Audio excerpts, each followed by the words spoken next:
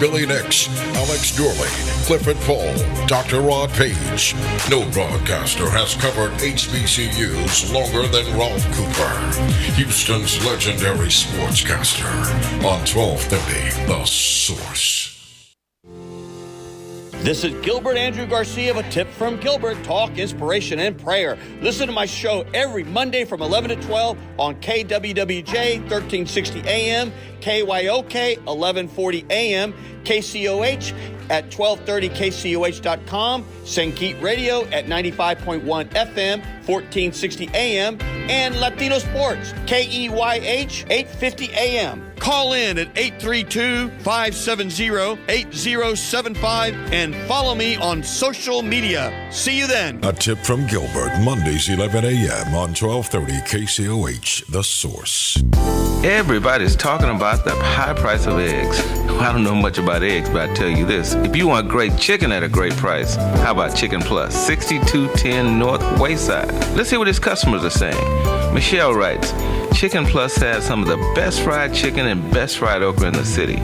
We stay about 45 minutes away, but the drive is definitely worth it. E. Max says, the chicken is seasoned so well and every bite has a special crunch.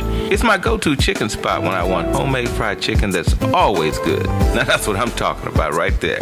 Great fried chicken, okra, rice and gravy, desserts. You're going to find it all at Chicken Plus, 6210 North Wayside. You don't have time to make the drive? Hey, no problem.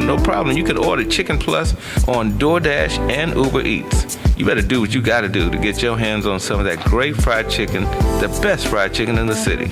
Great chicken at great prices. That's Chicken Plus. See you there.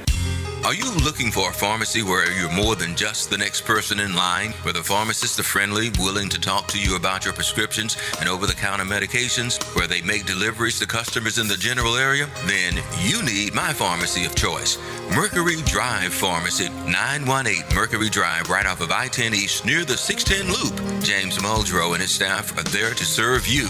I've been a customer for over 37 years. The insurance companies have tried to steer me to the corporate pharmacies, but I prefer Mercury Drive. It's a staple in East Houston, serving Fidelity, Jacinto City, Pleasantville, Fifth Ward, North Shore, Wood Forest, Galena Park, Channel View, offering free delivery to those areas and others. Most insurances are accepted. Mercury Drive Pharmacy is open Monday through Saturday for your convenience. Phone 713-674-6122, 713-674-6122.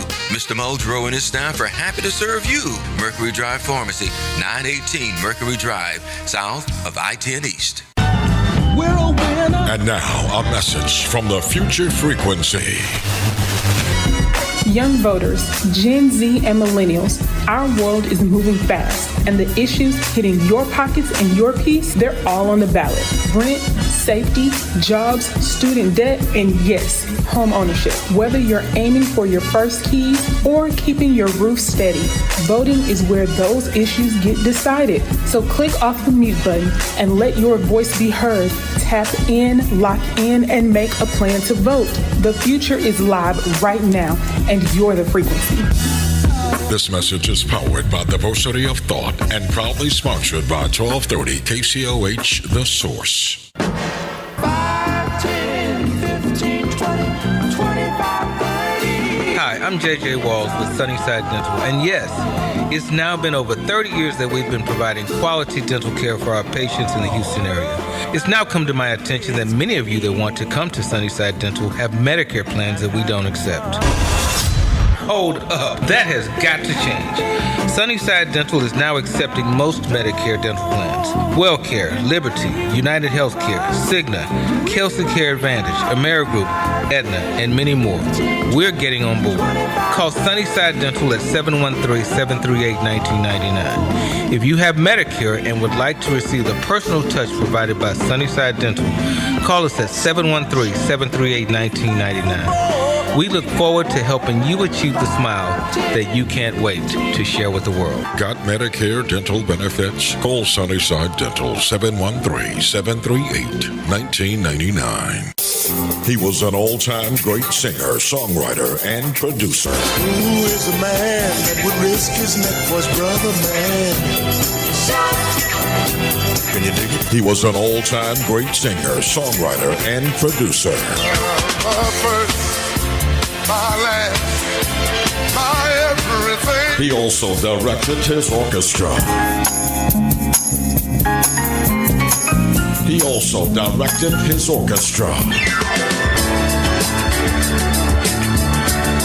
Black Moses, the maestro. I've got so much to give to you, my dear. Isaac Hayes,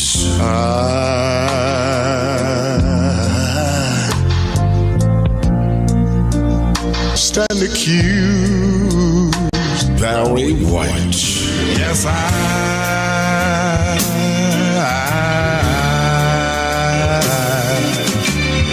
found someone. the Showdown. Coming later this year on 1230 KCOH, The Source. Here I am, and none of this looks familiar, but there you are, God.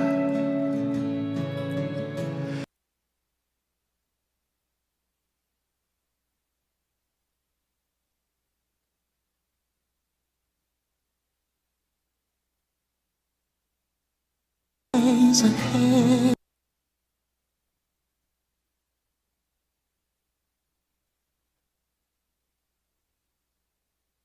Look down. You have my trust. Anyway, good afternoon. I'm Ralph Cooper. This is KCOH. 1230 The Source, the YouTube. 1230 The Source, the YouTube. We're in the Dipper Dunk Wilt Chamberlain studio. As we go through the program today, we commend the San Antonio Spurs. They won in New York last night, beating the New York Knicks. And again, 713-668-1230. If you have any thoughts about that game that you would like to share, now is a great time to call. I'll be here with you until 3 o'clock until Don Sam. And again, the number to call in on 713-668-1230. And being one not to discriminate, if you've never called before, you never called Paris, Michael, Don, or myself, any of us here, and you want to call in, feel free to do so also. And again, the number here is 713-668-1230. I don't have a football roster. Texas Southern is getting ready to play Prairie View on the Sunday before Labor Day, 11 o'clock Sunday morning, the Sunday before Labor Day up at Prairie View. They're going to be on ESPN2. They're moving. They're playing that game. The word is for exposure and of course some money, but exposure also. And it's the annual Labor Day Classic football game. Sunday morning, 11 a.m. ESPN2. Now, they say ESPN really wants the game and all that good stuff, and that this is a move up for the two schools and all of that good stuff, right? They say this is a upgrade. It's a damn upgrade. Why is it on ESPN2? Why isn't it on the main ESPN? Why does it have to be on ESPN2? Not ESPN, but ESPN2. Why not? Hey, the game is on a Sunday. 11 o'clock on a Sunday morning. And they claim, the word is the one reason they're doing the game is exposure for the schools. Why not? Why not? Don't sell your product. Don't sell your product or let people tell you your product is not worth what it is worth. The SWAC has a history. The Labor Day Classic between Texas Southern and Prairie View has a history. And the ESPN2 on a Sunday before Labor Day, Sunday during the Labor Day weekend, in my opinion, is not an upgrade. And I know the people are going to be angry with me, but I don't care. Why is the game?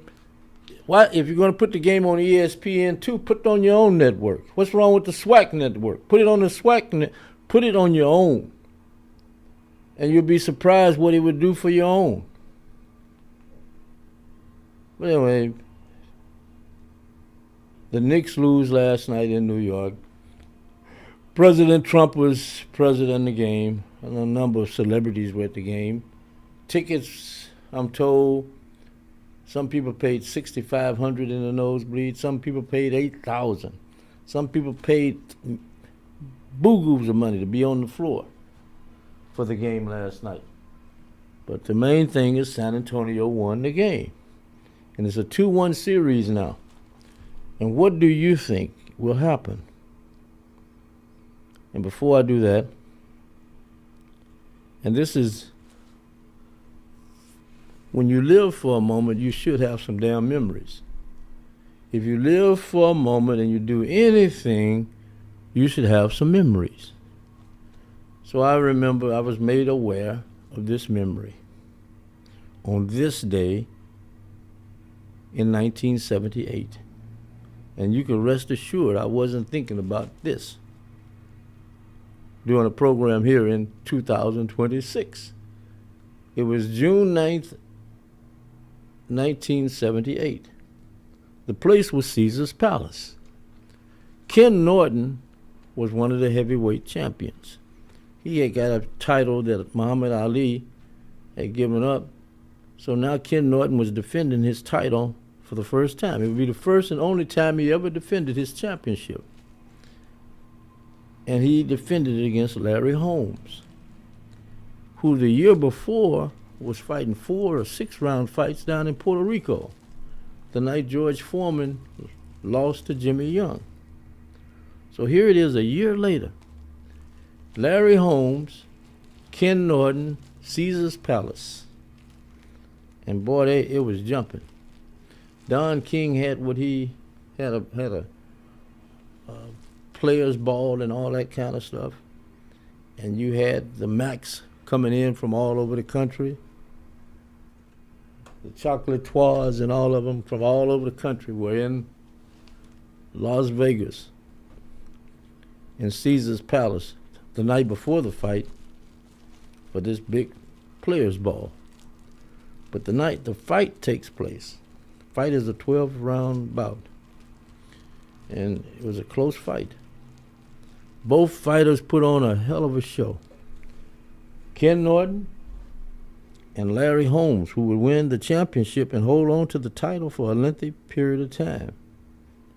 And a very disappointing night for Ken Norton, who thought he won the fight. I thought, if anything, the fight should have been a draw from watching all the entire fight. But I wasn't a judge. And the judge ruled in favor of Larry Holmes. And one of the things that I remember when the fight was over and the decision was announced, Larry Holmes and the people with him, Richard Giacchetti and Larry Holmes' brothers and Jody Ballard out of Houston, they ran and jumped into one of the pools, one of the water areas outside Caesar's Palace. They jumped in with the championship belt and all. Larry Holmes jumped into this pool, and the people with him jumped into the pool with him. And the celebration, after they cleaned up and dried up and changed clothes and everything, the celebration would go on and on for a lengthy period of time that particular evening. But that was June 9th, 1978. And it was, in all honesty, yeah, it was a lot of fun. And a memory to cherish. And anybody who was there, and they're still living, they're probably like I am,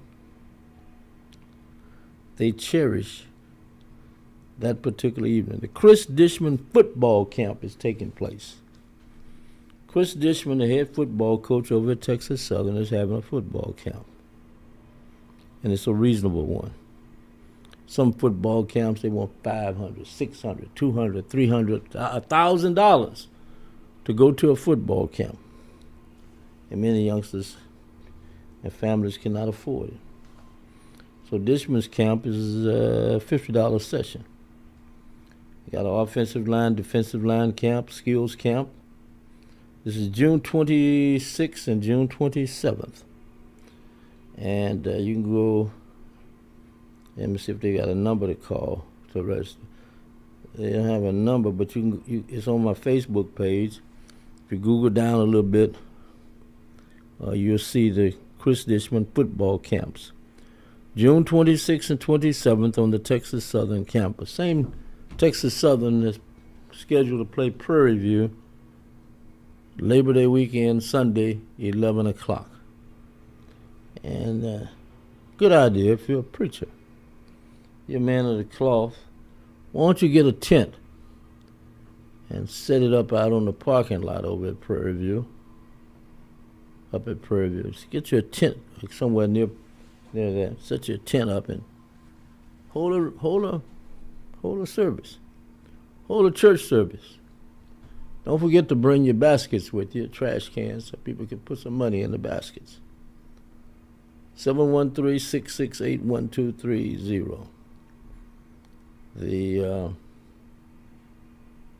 New York Knicks win last 2 nights, the first 2 games. They lose the 3rd game. The Knicks lose the 3rd game in New York. And people are trying to figure out what happened. Hey, San Antonio won the game. You got all kind of things people would say. The Spurs shot more free throws. They didn't turn the ball over as much. You know, they'll come up with all kind of things they'll tell you, right? But the main thing is the series is now 2-1. And I'm closer to what I want. I want a 7-game series. 7-game series with the last game, of course, being in San Antonio. Tamales. Can you imagine some good tamales? Some tamales. Enchiladas, chips, cold Mexican beer. Woo! The Riverwalk in San Antonio. Game number 7. Game you don't have to be up in East Harlem or Harlem, Bronx. You don't have to be in Manhattan. Right down here in Texas. For the championship of the NBA. Game number 7. And sounds exciting to me. Caller, you're on. Ralph Cooper. Yes, sir. 6-6, baby. What's that? 6. I didn't hear you. Five boroughs gonna represent, baby. Yeah, well. Nah, man. Mentally, you know, when you haven't won it before, games like last night will creep in your head if you don't do what you're supposed to do. You know, hats off to San Antonio for not turning the ball over. That was huge. They've been in the games. They've had some, very untimely mistakes at critical parts of the game. Free throw disparity, you gotta pay attention to that. I'm not saying the fix is in, but there's just some, there was some missed calls on both ends. That one of those guards for San Antonio, he had 2 and 1s that they never called, but them pushing down and knocking down Brunson and knocking them around, that's their game plan. Just like New York's game plan is to wear down Wemby. But some of that stuff you got to clean up, man, because if you don't, fights are going to break out. And then you're going to start suspending people because the refs aren't getting control of the game. You know, because eventually knocking people down, you know what's going to happen. Regardless of the age or when they're playing, you're not going to take that, too much. So we'll see. I think the Knicks are going to respond. And the thing is, the Knicks haven't lost in, 2 months? Yeah, well, they hadn't Almost. lost. They hadn't lost in a moment, yes. Yeah, so, I mean, I don't think it's panic time for them, but because the pulse of the city is so, on them, they have no room to make mistakes next go around. And you see when Wemby gets his rest, he's hard to deal with, man. As he gets tired and a little bit winded, you can deal with him a little better. But he hit some big threes. You got to have your legs under you, late in the game. And he hit some big threes, but I don't think San Antonio can rely on that. I think they got a couple of favorable shots at the end of the game last night. Shots I didn't think were going to go in. It could have easily turned the game. They'd be down 3-0. But I think Mike Brown needs to come up with another plan. Brunson can't be the answer the whole game. It's not that he's not good, and I'm not talking about his height. He's not the size of LeBron. He's not the size of Jordan, where he can take some of that punishment and keep going. You know what I'm saying? Because as Brunson goes, so does the team. So they're going to have to, get it inside a little bit more, stop, relying on that jump shot so much, relying on him, because his usage is too high, man, and you need him, to hold the ball, control the offense.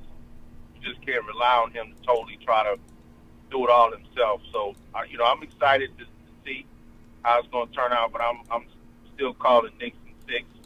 And lastly, on that football camp, yeah, always get the kids out to a football camp. Basketball, you can kind of always work on your skills. You can, shoot free throws and work on your ball handling and all that on your own. But football's a little different. You don't want your kid resting the whole summer eating honey buns and drinking Coke, and come August, he's falling out. Well, that's why I also recommend you. That's I also recommend that you go beyond the normal in regards to making sure they get the right physical. Oh yes, sir. And that's yes, for band members and cheerleaders also. Yes. Get the right kind of physical. Oh yeah. Get you, let them stay out of trouble, but it's a fun way to meet people. It's a fun way to see how you stack up against other, competition around the city. And again, as many camps as you can afford to get your kids in, get them in there, and let them learn some new skills and begin some good habits. So, shout out to you for putting that out there. And when you go to Texas Southern, or you go to the camp, if it is on the campus, don't just leave when the camp is over. Walk those kids around the campus. Let them see what it's like when they get older and bigger to go to college and maybe pick Texas Southern as a college. So don't just go to the camp and leave. Let them visit the campus. Let them look around and see what college life is like. So good shout out to Texas Southern and Chris Dishman for the camp for the youngsters at an affordable price. And like we talked a couple weeks ago, these high tickets, man, it just seems like these venues now are just pricing regular people, out of the game these days. You think about those $8,000 minimum prices for the Knicks game. And last before I forget, did you see how Fox News dubbed the boos that the clown got? And said people were chanting USA, USA. Well, and I was like, I don't know.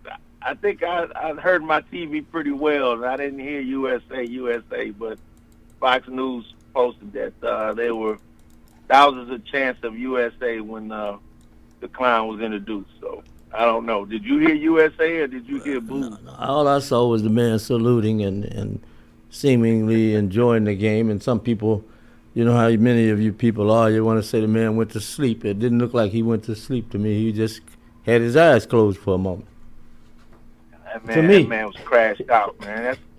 That's you know, God don't sleep. Demons do, though. So that man was crashed out, bro. Demons sleep? Crashed out. Demons do sleep, huh? Yeah, okay. Thank you very much. Appreciate it. All right, Ralph. And congratulations on the new president at Grambling State University. You got a 39-year-old president, I understand. That's he's a sharp young dude, and he was handpicked by my fraternity brother and the prior president, Richard Gallo, for that job. So I have to believe that President Gallo, who's a Grambling native, put the university in good hands. And, you know, it's good to have young thoughts, young ideas like we talked about when we were talking about this election. So anytime you got a young mind that's that sharp to be a university president, then you got to keep your fingers crossed and hope for some good things for years to come. Right. So, and the fact that my money's over there and my son is over there, I ain't expecting nothing less.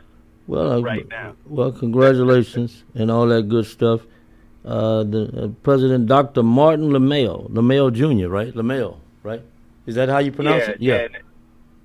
And actually, through marriage, and I have to get all the details. He's actually related to one of my uncles. So he's not directly by blood related to me, but he is related to people in our family, the LaMayos, you know, out of Louisiana. But yep, I'm looking forward to that, Ralph, and we'll definitely keep our eyes open and peeled to see how Grambling does. Where everybody's somebody, even you, Ralph Cooper.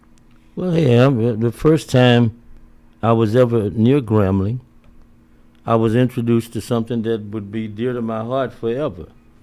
Chicken wings and red beans and rice. It was a place, I forgot the name. It was a little place near Grambling, a little restaurant back in the day. And while up there for the game, I forgot where. In the village?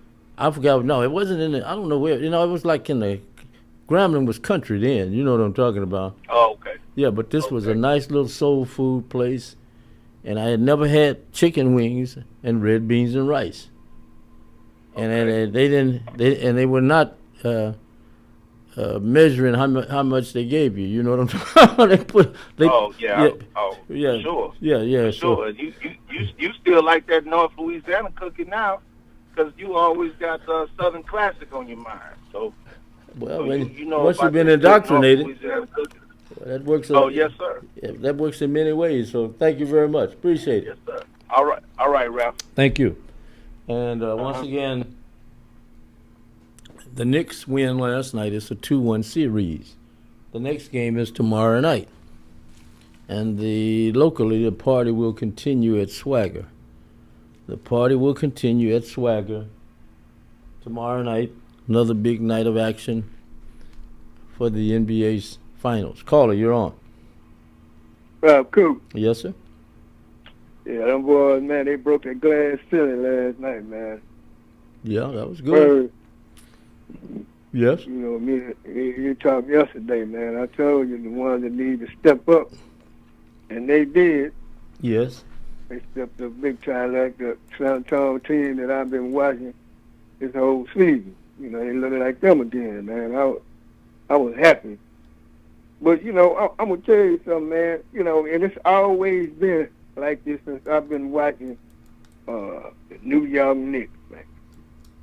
The referees, they will call some bad calls on you when you up there playing against them Knicks, try to get them Knicks to edge. They always have been like that, man. I don't care what nobody say. Because we always used to talk about how, you know, the referees call some bad plays. Like the 3-point play they took from Wemby yesterday. Yeah, well, he also mugged Brunson at one point in the game. He should have been fouled on. They should have filed criminal charges on him for what he did to Brunson in New York. And you know what I'm talking about. You saw the play. That's part of fouls are part of the game. They had 24 free throws in the second half. The Knicks had 8. Mm-hmm. Yeah. Yeah, but anyway, but still, I still say they would call some bogus players on your damn to give the Knicks the edge. They always have been like that. You know that. You've been watching basketball long enough to know. Yeah, well, they got a bad reputation for that, man. Yeah, well, but the best team last night won the game. Yeah, I agree. Yeah. And I think they're gonna win. They're gonna win some more. That's what they need to break that ice to get going. You know what I'm saying? It ain't like the Knicks been beating them by no whole lot of points. They ain't going into overtime. So they've been playing the Knicks real good. But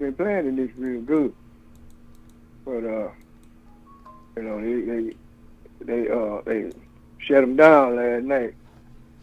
So I was so happy because I'm trying to turn the TV on and see them New York. Because New York, the media is in New York. And everybody, the news media is New York. Man, I turned the TV off. Well, what did you watch? You turned the TV off? You didn't turn and watch some John Wayne or Gunsmoke or something? The Rifleman or somebody? You just turned the television off. I turned the television off because the way I got my TV set up is, local channels. Yeah. I got a TV for the local channels. And then, my cable channel, I got that set up in the back room. So I go watch my cable channel then when I get tired looking at these local affiliates. They on a one-way street. How they be doing, so I don't have time. I go back and get me some real reporting, some news reporting and everything like that. Because they scared of Trump on these local channels. Mm-hmm. So they ain't gonna give you the right news. They ain't gonna give you everything. You know what I'm saying? Trying to cover up Trump's fiascos. Well, you just had a report, but see, you just had a reporter who had a confrontation with Trump the other day, and the people just write it off like she was nobody. Yeah, I heard about that. Yeah, but the black lady, black girl. I don't know if she was black. She looked Latin to me. This is the one I'm thinking about. But my point is, you've got some people, but to each his own. You've got some people out there that are challenging. They're not afraid to challenge. Yeah, they're getting a little better, but it's man, there for a while. Trump couldn't do no wrong because they were just scared they was gonna get fired or whatever. I guess the reason why they wasn't saying anything. I got my news off the cable channel. So therefore, and you turn it on the regular channel, you didn't even hear that what had been reported. Right. Right. You didn't even hear it, man. Well, I got to get these others in here. And any other thing you want to hit me with right quick? Do it. Man.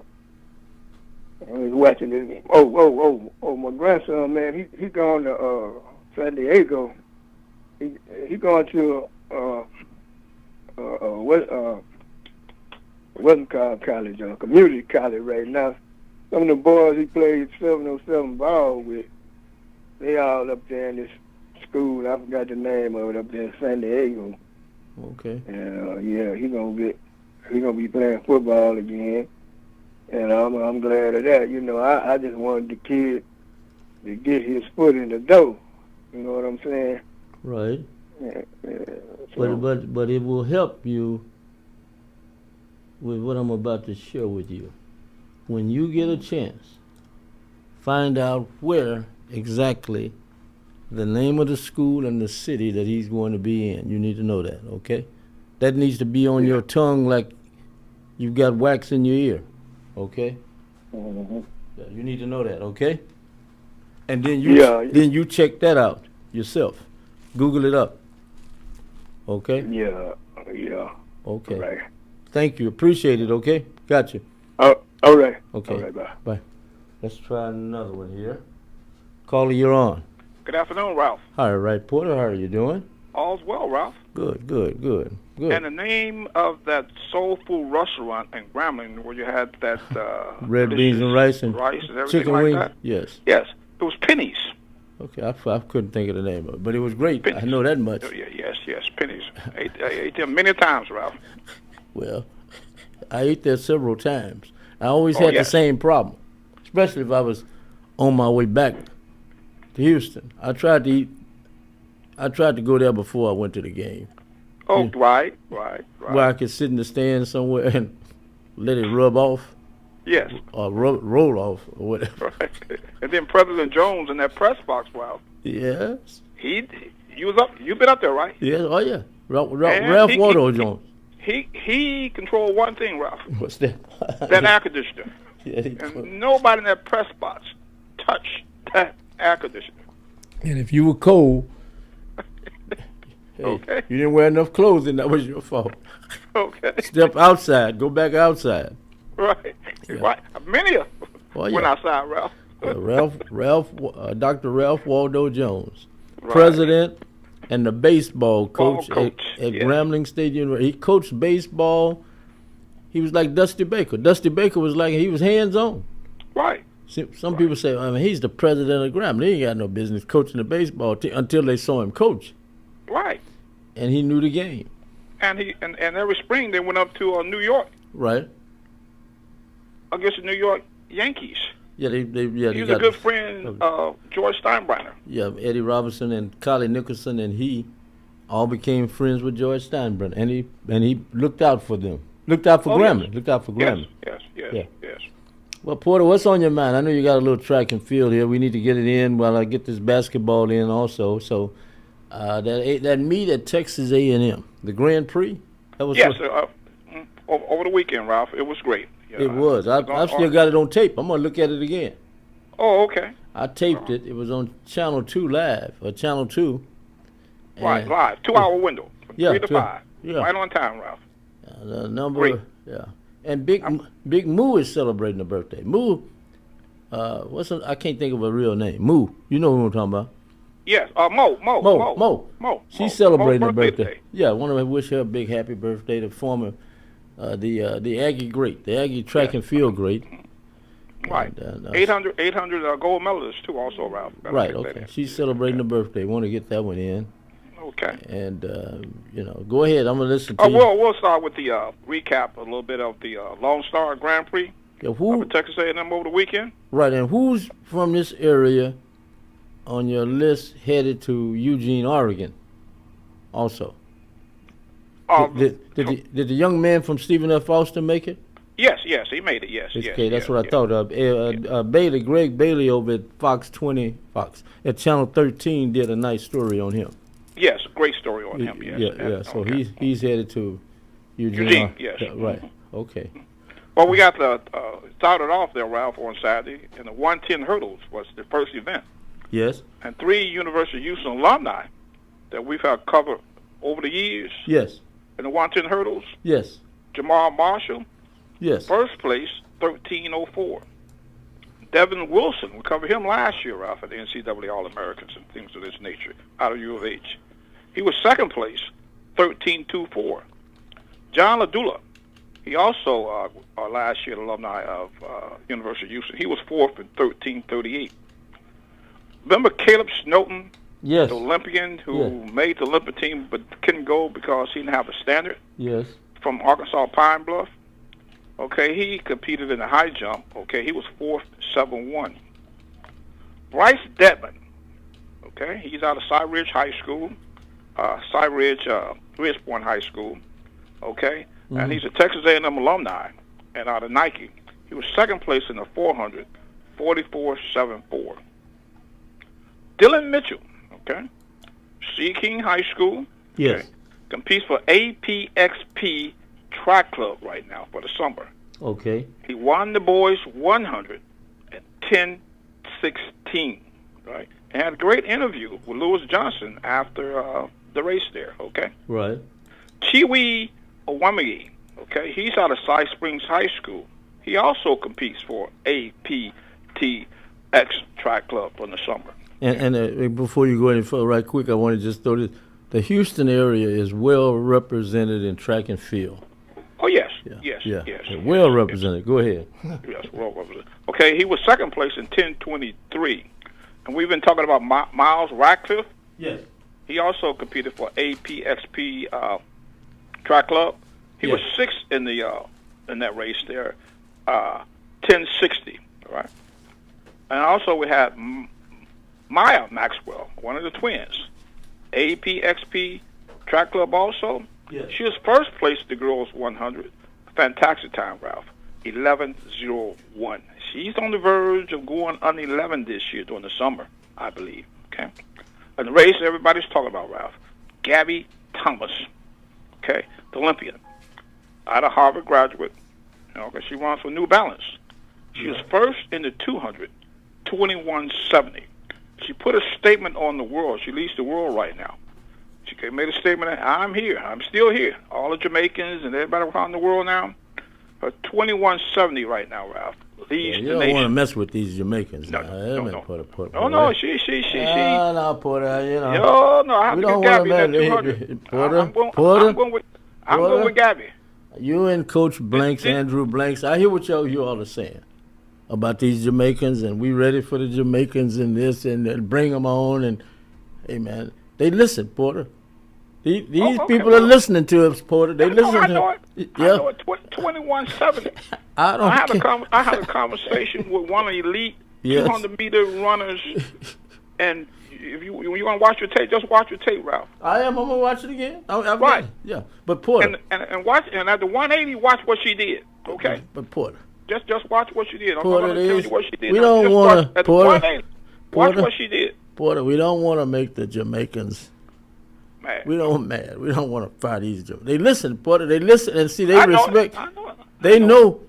They know that they remember. Oh, yes. The grandmothers and the aunts remember the young Andrew Blanks. Oh yes. And when I throw his name out there, they want to run again. You know what I'm talking about? Right. They want to run again. But Porter, we don't need to mess with these. Let's just for a moment, Porter. And I'm gonna be like you all shortly. I know I'm gonna change, but we don't want to mess with these Jamaicans right now. We don't even want Porter. They say they've got a young man down there that may be better than Usain Bolt. Yes. Yes. Do you believe that, Porter? I believe it. I believe it. They got I find it hard to believe, Porter. Female sprinters down there, the females. But got to stack them down there. And we've got a host of young guys running. But when you're talking about another Usain Bolt, I don't think we've got nobody. Do we have another? Can Noah Lyles run like he runs now in 2028? Yes. Okay. So we're gonna need it. And also, Ralph, don't forget this year here, 2026 is the off year for everybody. Okay. Oh no, yes, I know. Yeah, that's why a lot of the top names they're running the Diamond League. Yes, right, the Diamond League, right. They're running the Diamond League. Yeah, I follow the Diamond League, and they've got some. They've got runners from all over the world in the Diamond League. Yes. As you know, I mean, and some of those times though, Porter. Oh yes. Now listen. Now Tate Taylor. Remember Tate Taylor? Yes, he's back. Out of San Antonio Harlan High School. He's back. He competes for Texas Elite Track Club. Now he was second place in the 200 up at A&M. He ran 1997 round. He seems to be getting better. He looks. Yeah, he looks stronger too. He's got better. He's gotten better. He set the all-time high school record with that 1997 legal win. Yeah. Okay. Can our high schoolers? You said some of our high schoolers will be ready for the 2028 Olympics. Oh, yes. And that's what Lewis Johnson asked Dylan Mitchell. And Dylan Mitchell was that his goal is 2028. It's just like Tate Taylor. Goal, 2028. That's what everybody's leading up to, 2028. And then we got the two twins on the north side. The two young ladies, you know what I'm talking about? Maxwells. The Maxwells, yes, okay. Yes. And they signed with University of Texas. Yeah. Right. And signed it. Okay. And then also you had there Samara Little. Yes. She's an Olympian out of Chicago Lindblom High School. Talk about her over the years. Texas A&M X at Nike. Now she was third in the 400 hurdles, 54.15. Outstanding. Travion Bromell. Yes. He's a Baylor ex-athlete, okay? Representing the United States in the 100, and he won that 100 in 9.95. Andrew DeGlass, okay? Remember he was at USC, made the Olympic team? Yes. Okay? And he's out of Canada. He was second in the 100, 9.95. And then also he was second in the 100 there, 9.97. Now, coming up this weekend, Ralph, the Los Angeles Grand Prix. Yes. And that's June 13th, 14th. Again, it will be on NBC, and that meet's going to be held at Allison Felix Stadium. I didn't know she had a stadium named after her. You just opened my ears to something I didn't know either. I didn't know. Right. Yeah. Los Angeles Grand Prix, June was the 13th, 14th. Yes. And the Allison Felix Stadium. I'm going to see what that stadium looks like and see what it's all about. I think it's on USC campus. They named it after her. Oh, okay. Okay. Now again, NBC will be broadcasting that. Any meet? Is a meet coming on this weekend? Oh yes, tomorrow. No, tomorrow, Ralph. What? Tomorrow is Wednesday. Wednesday, yes. That's the NCAA Outdoor Championships. What time? Do you have the time? Up in Eugene, Oregon. Now, Right. our window will be, it'll be a 7 o'clock window for us. And that will be on ESPN. Okay. So if you're out at the, looking at the game, you have Right. 2 TVs on. One on the game, one on the track and field. Okay? Well, you know that's going to. Are you in a sports bar? Make sure you just tell them what you want. You want to see the track and field, and you want to see the basketball game. Yes. Yeah. It'll be live on ESPN networks, okay? So check your listings on that. Then also, listen, early on here, we're going to give one here, a big shout-out to Damian Duckworth, okay? Madison High School. Yep. He signed with Alcorn State, so we'll be able to Oh, okay. follow I didn't know him that. about. Okay. And also in this NCAA, Ralph, the 4x1 men's relay, Yes. Auburn, Arkansas, Yes. University of Houston, and don't forget about Minnesota. Those are the teams to watch. Who's the And coach at also- Alcorn State? Do you know off the top of your head? We're looking at Auburn. I don't know the coach at Alcorn, but I can find out. Okay, that's where the Duckworth is going to Alcorn, right? He's going to Alcorn, yes. Yeah, okay. okay. Out of Madison, and Right, you right. interviewed him. Okay. Oh yeah, and he's an excellent young man. Wish nothing but the best for him. Yes. And then also we're going to be following one interesting, and I just saw something come across a few minutes ago, Ralph, is that all eyes in the Southern University Nation. Her name is Talisha Alice from Southern and the 100 hurdles. Okay, now she'll be competing on Thursday, on the Thursday-Saturday format. But we wish her well into that event. So I want to get this straight so everybody knows. Now, tomorrow is the opening of the NCAAs up in Eugene, Oregon. Yeah, the men are running, the men. Okay, but it'll run through Sunday, right? No, they run through Saturday. Run through Saturday. Okay, so it'll be some track and field on. You all need to check your schedules. There will be track and field on every night. Is what different parts of the day or whatever. Yes. This week. Okay, thank you, Yes, Porter. yes, okay. And then also, Ralph, we're going to close with, now, you were talking about the New York Knicks, okay? Right. Now, if Bronson, Bridges, and Hart Yes. win the NBA title, okay, and they get a ring, Right. they will do something that's very rare. What's that? That is, won an NBA ring, and Right. also an NCAA ring. When they were And that, don't forget they at Villanova? won the Villanova, yes. Yeah. Villanova. And that's something that Kobe didn't do, LeBron James didn't do, and Kevin Garnett didn't do. Know why? They didn't go to nobody's college. Right. Or either you at the other the group from Michigan didn't do it. Right. Michigan State that group they didn't do it. Right. Yeah. So and Duke didn't do that. What you Right. talking about happening? Yes. But yeah. So we'll be watching the Porter. A lot of good stuff going on, Ralph. Yeah. Well, it's a lot. We have to. And is it too late? Somebody asked me to ask you this the other day. A lady in the store, and I just thought about it. Is it too late for someone to put their child into a track and field program for the summer? It's good time. They're getting to championships now, Ralph. Yeah, but I think this is a beginner. Is a young beginner. They can still put them in the program, though, can't they? Yeah, they can still put them in the program. Yes. They'll put them in the program. But we're getting ready for championships. Our championships will be at Barnett Stadium. Okay, when? On June 19th and 20th. Okay, that's if next she's week. interested in that, tell her go to usatf.org and find a track club. And it's still not too late to try to get things and get registered and that meet there. Okay, and what's the name? What site is that again? The site? Go to usatf.org. Okay. Okay. And look for local clubs. Right. Okay. Anything else? That'll do it. Well, Porter, you know. Oh, one more thing, Ralph. Yes. Okay, and we were talking about drugs on last week, right? Right. Marvin Bracey. Okay, he's a good sprinter for the U.S. Yes. He got a 12-year ban. Yeah. Why did they give him so much? Why did they ban him for 12 years? Porter. Well, not 1 year, 2 years, but 12 years. What did he take? That was life. Yeah, I know that's life. That's what I'm saying. What did he do? Look like to be they've been catching him. And they've been letting him get off.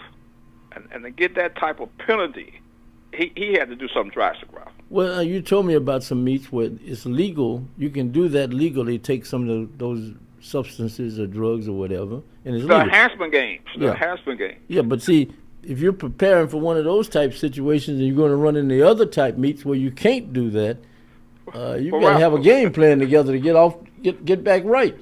Ralph, he doesn't even want to do that. He said he's through. And how old is he? About 23 now? No, he should be maybe about 25, 26. Okay, he'll be closer to 40. Yeah. Yeah. 12 years, right? Yeah, he can always write a book about what he did, though. Yes, lifetime ban. Yeah, goodness gracious. Yeah, I saw that the other day. Thanks for bringing that one up, okay? Oh, yes, Ralph. And I hope you have a good week and all that good stuff. Yes, and I hope to hear back from you. Oh, yes. You're a hard man to catch up with, but we appreciate what you do, Porter. Thank you, Ralph. Appreciate it. And tomorrow they will have the services, if I'm correct, for Doc Harvey. That'll be Thursday, isn't it? Thursday, I'm sorry. I got the days mixed up. Thursday. The services for Doc Harvey. His celebration of life will take place. You got another story you want to tell? No. Did you ever get the picture of Lewis and Baptiste and Burrell? Yes, I got that. You got okay. Good. Yeah. Okay. And if you find another picture of Seaboy, send that to me too. All right. Okay, I'll be looking through with that trench coat on. Yeah. Him and with Dr. Page. Yeah, it was some money. There's some money involved. They talking about money. They were talking. I know what that conversation was about. Okay. Hey man, thank you. Thank you, Ralph. Thank you. Bye-bye. Bye-bye. Coach Porter Robinson sharing with us some of the things happening in track and field, the NCAAs, and all of that good stuff. Caller, you're on. Cool. Cup of coffee. Yes, How are sir. you? All right, sir. I'm doing well. Yeah, you ever, back in the day, Ralph, I know it was a big thing. I mean, you probably don't want to admit it, but in the 70s, or 60s, really, what was one of the jobs other than being a preacher, and for black men, either you're a preacher or you're a pimp, or are they the same thing? Well, they were different, but they influenced a lot of people. Both did. I'm serious. See, hey man, and imagine, you had to have an open mind. A gentleman, okay, like I mentioned, the fight in 1978, Larry Holmes and Ken Norton met in Caesar's Palace, and the night before, the night before the fight, you had one. You had a big players' ball. They called it a players' ball. Okay. And Don King had players, as they were called, and some people called them pimps. And they had the ladies with them. Some people called them ladies of the night. They came from all over the country now, right? And he had this big ballroom at Caesar's Palace, where he Wow. had food and like Italian, Mexican, soul food. He had different foods in 4 different areas of the place also, right? And he had about 4 or 5 bars in the area. And I forgot, and at that time, this was a lot of money. Some people were paying as much as $500 to get in there, right? And, Okay. You know, and the cheapest ticket was running $100. And before somebody say, you paid that much? No, the media got in free, thanks to Don King. But you were supposed to talk about it or whatever. Okay. Yeah, that was a good ticket. Yeah, so you got in, but in the midst of all that, what many people may not be aware of, some may, you had many preachers who went to fights. Many ministers came to fights also. Yeah, well, I mean, I don't see And- anything. Right, and they blended in. religion. No, they blended in with the players, and you know, you had funeral home directors who came in and raised the price up to another level. It's not you may have had a lady you single. You may have had a lady with you that's showing some interest in you. Then all of a sudden you can't find her anymore. The funeral director got her attention. You see a lady in a nice restaurant being entertained by a minister. Yeah, the preacher had to save her soul, no doubt. Yeah, and so you learned how to deal with that, among other things, and but to go back to, and then to show you how people are, even when you remember, and some stuff I'm not going to talk about because it's recent, but even at that particular time, I say when I was getting ready to go to Africa, right, for the Ali Foreman fight, I got several telephone calls, and it was from men who wanted to make sure that I was money-wise, that I was all right for where I was about to go, about to experience. Right? They were older than me. Here I am in my 20s, and you're talking about guys 40, 50 years old, maybe 60, who had been somewhere everywhere, and they call you and they want to, and you meet them, and this was all separate. But the conversation was basically the same. Do you have enough?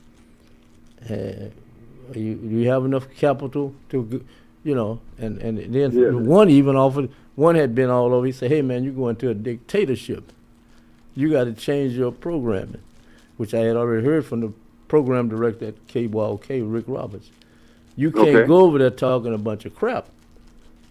You're going to be under Mobutu, and then you go look up Mobutu, and then you find out more about Patrice Lumumba.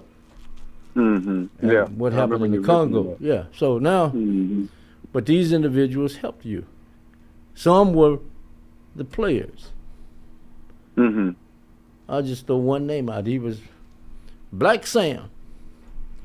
Black Sam was a player. And Black Sam was one of those individuals who looked out for me, but there were several guys like him. And then there were ministers also. Yeah. But Rep, I've been on this theme about the American dream, right? Well, it's a dream. It's a great dream. To make it into a reality, to make the dream into a reality. Yeah, I've been, I interact with a lot of different people, on the field, right? Right. And, I started noticing this a couple of years ago where, you meet people and you say, how you doing, and you see them constantly, so you start having like a little informal relationship with them, right? Right. And I work in these different environments, and I hear white folks say, I'm living the American dream, living the dream, right? Living the dream, right? So when you mention this thing about the tickets to that ball at Caesar's Palace, and I went to Caesar's Palace for a convention one time, and man, I tell you, I went to the store, and the prices in that store was so high, I couldn't believe it. Just right. Yeah. You talking about I couldn't believe it. Yeah. I mean, I was like, man, I don't even go any place that I need to wear a tie cost this much. Or a jacket costs that much. Okay. Yeah, at the time I was like, man, no, I'm not buying that. But anyway, so I'm thinking about this game last night. Like, damn, man, what is the gap between the lifestyle I'm living, and people who are paying at minimum, they said the tickets were $4,000 last night, or higher, on an average. You had some tickets in there for running in the nosebleed for $6,500 and $8,000. Right. Then they said that the highest ticket was average between $95,000 and $97,000, man. Right. For a ticket. Right. Okay, and they had a couple of auction tickets they auctioned off for $1 million a ticket. Yep, I saw that too. And I'm like, what kind of lifestyle? What is going on here, man? Well, if you got people with money. See, so I'm like your boy in A Few Good Men. Damn right, I call Code Red. I looking for the money, but if I can get it from the government, I'll take it. You know, these people are living a completely different lifestyle. Right, but it didn't just start happening. See, in my opinion, and well, I put it this way: I didn't just get exposed to it.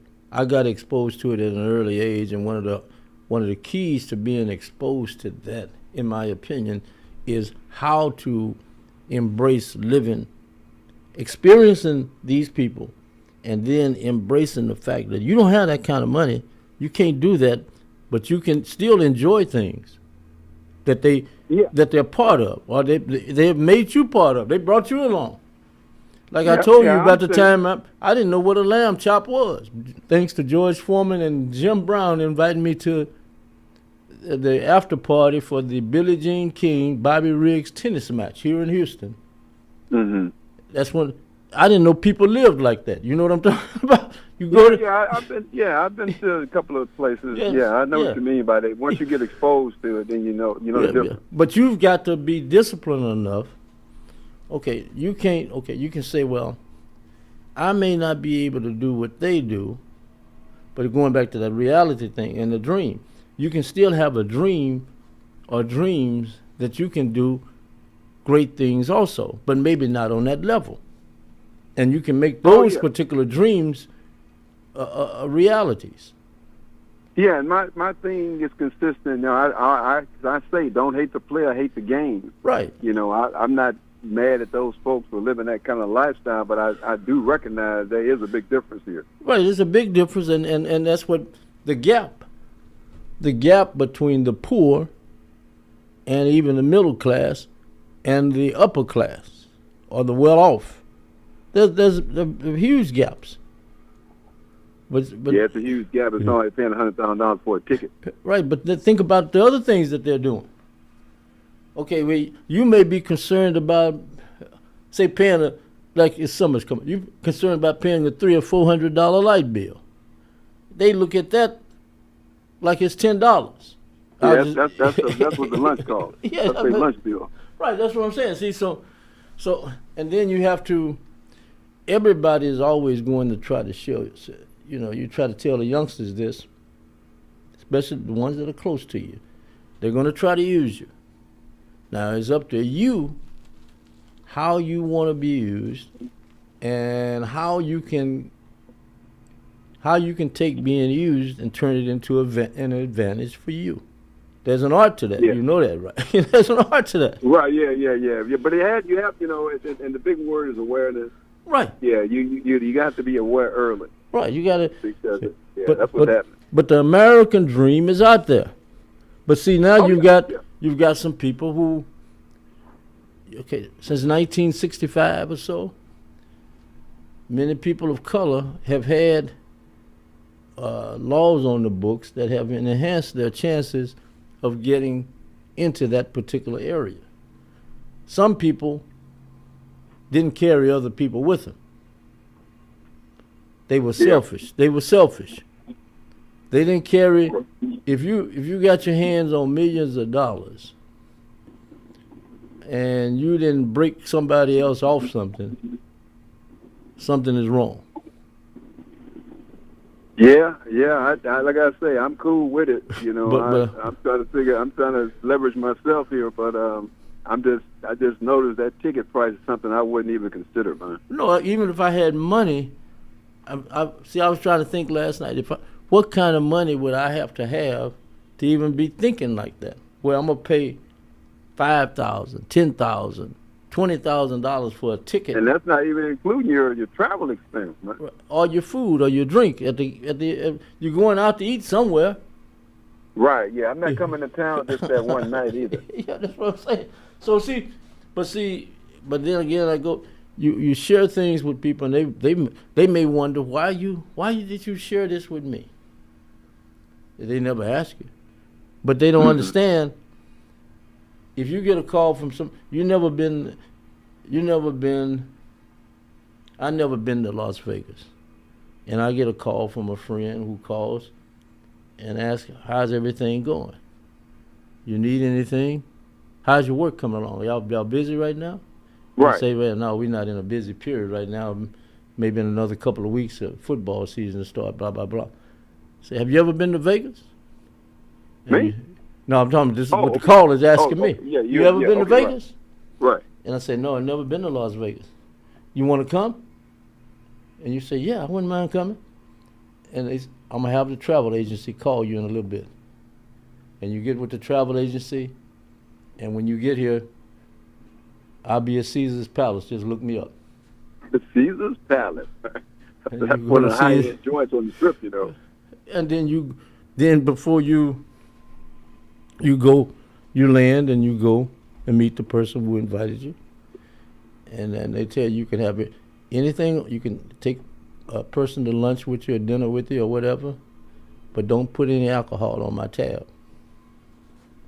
Pay for your own alcohol, that's what they said. If you're going to buy beer, right. beer or whatever they're going to drink, whatever, don't put that on my tab, but you can, if you want lobster, steak, or whatever, get whatever you want. Yeah, that's you guys have some. So people wonder, so people wonder why you may do things to help people, even when you may not be in a position to help as many people as you did before, or help anybody like you did before. And then the person asks you this, I'll tell you this, they didn't ask you, hey man, here's something to walk around with. Right. And they give you some money to walk around with. Well, that's a good story, Raph. Like I said, I just noticed them numbers, man. And I'm like, man, this is, I don't know, there's something funny about it. And see, you can't go in there, you got to have, you try to, no matter how bad things may get or tough things may get, it's not, you should never think about just giving up. But then I've been around guys, okay, you and I are out, and I'm just a reporter. The guy is a reporter also, and we covering these high profile athletes who, at that time, they had gotten into a little money. They're making $100,000, right? 100 or 200, nothing like this money now. Right. And then one of the guys, they get to feeling good. They've been sipped on a couple of beers or whatever. Man, aren't you jealous?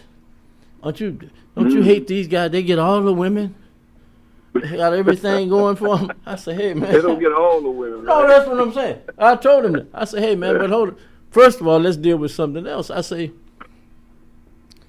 the fact if they're your friends and they are introducing you or taking you around with them, letting you experience some of the things that they experience, maybe not on that same level, of course, because you don't have what they have, but you experience the things you wouldn't normally be experiencing because of them. Right. You know, you see what I'm saying? But the jealousy thing, they got all. Then you make a comment, hey man, they're only one person. They're only one man. There's gonna be some leftovers.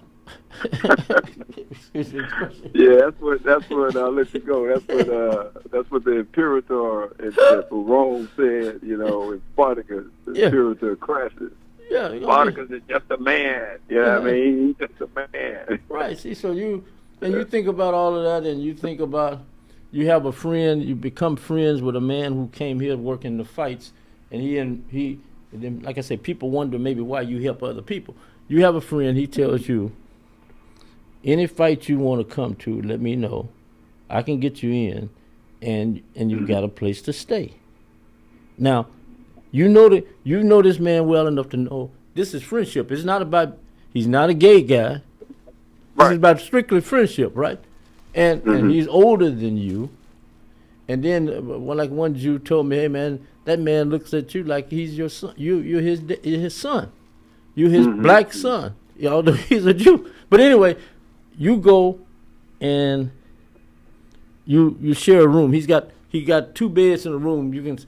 And he gives you a key. You don't have to worry about a room, and you can eat and everything at these fights, right? So, and he makes a comment. He said, I've never been around I said, I've been around all these fight people. I've never been around anybody like you. He said, you don't have 1 or 2 people called in here. And he said, one of them's your mama. And he said, I just find that, he said, normally guys, the phone ringing all night from various women calling and everything. And, you know, you let him know that, hey, I respect the fact that you let me stay here. And I don't have to pay the price of whatever these rooms are. And I can eat food. Yeah. And all I got to do is work. And work. Yeah, last thing, Coop. I thought that Jim Brown was the Hammer. It was Fred Williamson, that was his handle, right? The Hammer, not Jim Brown. Yeah, that was Fred Williamson. What was Jim Brown's nickname? I forgot that. Let me look that one back up. But Jim Brown, I can't think of it. I always thought he was the Hammer. No, the Hammer was Fred Williamson. Go back, if you go back, if you ever look at the film, watch the game between Green Bay and Kansas City. The Hammer was on that team. The Hammer was a defensive back. And he was a big guy. You saw how big he is. The Hammer talked a lot of noise. And the Green Bay, before the first Super Bowl with Green Bay, the Hammer had did a lot of talking about what was going to happen. How the Chiefs were going to beat the Packers, right? The Packers were the team at that time. But so Fred, when the Packers got the game where they wanted it, they decided to run their famous sweep play in the direction of guess who? The Hammer. And when the play was over, even then, back then, when the play was over, the TV announcers were calling again. They said, he got the Hammer. The Hammer is down. He was down. They run over him. The hammer is down. The Hammer is down. Okay, I'm going to go check that, man. Yeah, his number was, I forgot his number. But anyway, yeah, he was part of that great Kansas City Chiefs football team. And then you had some others that most people don't know. Apollo Creed, Carl Weathers. Carl Weathers played professional football. I think he was with Buffalo. Then you had Tony King, who played in the movie Sparkle, the bad guy in Sparkle, the first one. The first Sparkle. Sure. Okay, go. If you ever see that movie, the first Sparkle. Oh, I know you're talking about the black guy, right? Yeah, that's Tony King. Tony King played. Yeah. He played that guy was huge. Yeah, he played with the Buffalo Bills, I think, and yeah, Carl Weathers, him, and guess who else was in camp? He was in the Kansas City Chiefs camp, and Hank Stram allegedly, they knew he was between movies and everything. Thinking about going into movies. Hank Stram, because of his speed, he could tackle, and he was big. John Amos told him to go. You need to go into the movie business. You know, something like that. They were stacked up pretty. They were stacked up pretty good. It sounds like it. Yeah, I mean, that's what I'm saying. We had some outstanding athletes who were also in the movies. Then you go back to Jackie Robinson's era, and then you had Woody Strode, who played with Kirk Douglas in that first Roman movie. Okay. Yeah. The okay. Black guy. I Woody. Figure out who Brown played. I mean, what was his handle? Yeah, I forgot his handle, but he always claimed he was from one of the great tribes of Africa. That's right. Yeah, Igbo. Saka Zulu, no doubt. No, it's one of the others. It's a real one. I can't think of the name. Somebody will call with the name. But see, you had all these great guys and even like the Jim Browns and stuff. You know, you meet Jim Brown the first time, and George Foreman inviting you to go somewhere. He said, hey, man, wait a minute now. Well, this guy going to tell everything he see? Talking about me now. The guy going to tell, he going to tell everything. This guy going to tell everything he see. You're a reporter, right? You're a reporter, right? And George said, no. He's with us. He just happens to be a reporter. He doesn't tell everything he see. And can he talk? Say, hell yeah, I'm not going to tell everything I see. That was the end of the conversation. I mean, that was everything was all right. And I said, hell no, I'm not going to. Speak for yourself, huh? Yeah.